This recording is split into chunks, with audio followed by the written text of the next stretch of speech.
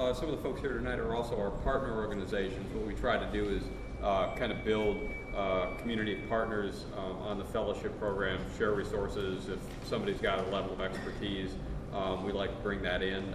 Celeste and the Regional Equity Monitoring Project, because we're talking about sustainability, equity is a big part of that, and wanted to make sure that we had not just environmental partners, but Celeste's work is really innovative, and some of the leading work going on in that field in the country.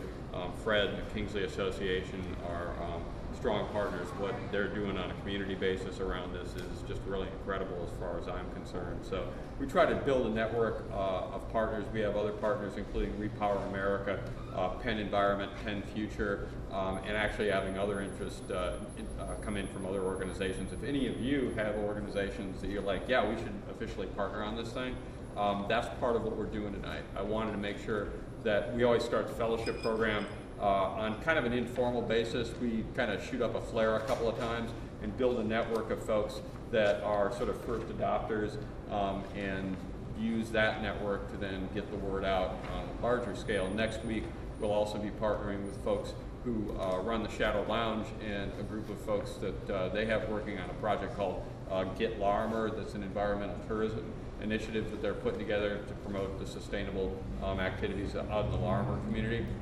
So we're going to make sure if people are on that tour, they find about the fellowship program, and we really do our best to be a part of what their initiative is, and in so doing, hopefully attract more folks to the fellowship program. So with that, I want to make sure to hand it off to Bill. He has 18 meetings tonight, being an elected official, and talk a little bit about how he got here.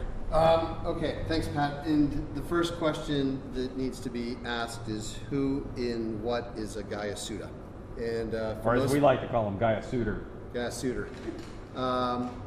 Guyasuta was a Seneca chief who rambled around these woods back around the 1760s, 1770s, and he was the guide to both the British and the French to take them through the wilds of western Pennsylvania, to show them how to get from point A to point B. And people came to rely upon him as the guide. So back in 2002, I'm sitting down with Pat and a bunch of other people, and the issue du jour back then was, how do we keep young people here? What are we going to do to keep young people here? And we said, wouldn't it be novel if we let them answer that question instead? What if we gave young people an opportunity to create policy? Not an opportunity to say, after the fact, yes or no, we like this, but actually create the policy and then bring it back to council and say to council, these are the issues that we want to see advanced in order to make Pittsburgh the type of city that we want to live in. And we started off back in 2002 with, I guess it was 3 fellows. It was Kevin Carey, who was working on amenities that people wanted to see. Darcy Trunzo, who was working on arts and culture and heritage. And Kahari Mosley, who was working on public transit. And from those came such ideas as Regional Transit Authority, which Kahari coined SPARTA, the Southwestern Pennsylvania Regional Transit Authority, which now is being something discussed legitimately at SPC. It's the first time that somebody brought it up and then brought it through a public process. Darcy worked on a mural project, which then Sprout Fund made sure that happened. She also worked on busking and public art that became a part of it as well. And Kevin worked on some of the issues around trails and access that we got to see as well. Within a couple of years, we started getting like 30 or 40 people saying, how can I become a fellow? So it then changed, and we decided this shouldn't be selected people that are a part of it. It should be anybody who wants to have their voice heard be a part of it. So we opened it up to anybody young, and young didn't have a chronological number to it because we had people in their 50s, and I think one person in their 60s who became a part of it as well. Young meant a young spirit. Young in Pittsburgh means anything that's still breathing. Yeah. So we got up to the point of having over 100 people sign up, and of that, probably graduating. When we say graduate, means go to most of the meetings, maybe miss 2 or 3, participate in the groups, really have an input in it of around 60, which is kind of phenomenal. That's a really good, after months and months and months staying involved in it, really means that you're interested in the subject and you really want to have your voice heard on the issue. And what we did is we brought all the experts or the leaders or whatever to them. So it wasn't that they ever had to call or write an email or do anything. Jim Roddy, who was the county executive, sat there with the Port Authority director and talked to them about transit and transportation policy. And it was a back forth. And it really was a great experience. Then Act 47 came and all the funding disappeared and we didn't have the money to do it. And Pat went and knocked on some doors and basically recreated the Guyasuta Fellowship by not using any government money, but by using foundation funds that are involved in the deliberate democratic process and having people have a voice and a say. So that brings us to this year, and tonight and I'm asking you, and Pat's asking you to be the leaders of this project. Not necessarily be the participants in it, but help us to form what this discussion should look like, help us to bring 40 to 50 young heart people into this organization, make sure that they know that they're welcome and their ideas are welcome, and ask them to bring their friends. Let's have a great core group of people that help to put this forward.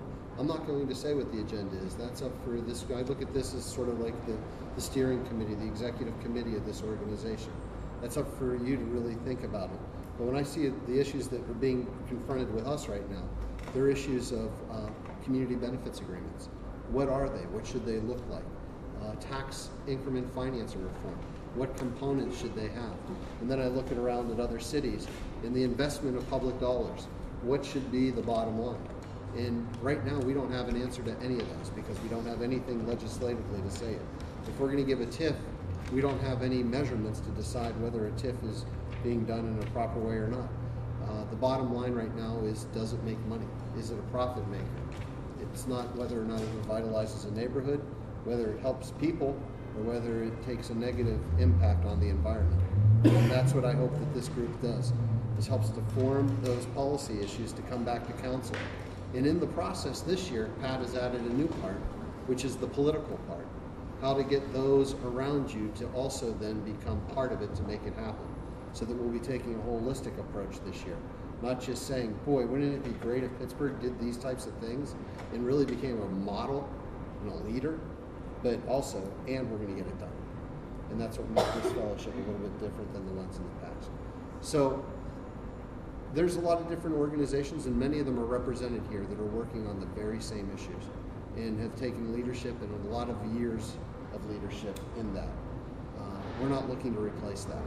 We're looking to empower it. And we want to make sure that people have an opportunity to have a voice at the beginning of the process of creating that type of legislation. That is Guyasuta. That is walking this city body, city council, through the woods of western Pennsylvania to get from point A to point B. And that's why it's named after him. Well, any questions? Particularly some of the activities that these individuals will be engaged in. If you could summarize, what is the end result that you would like to see? Great question.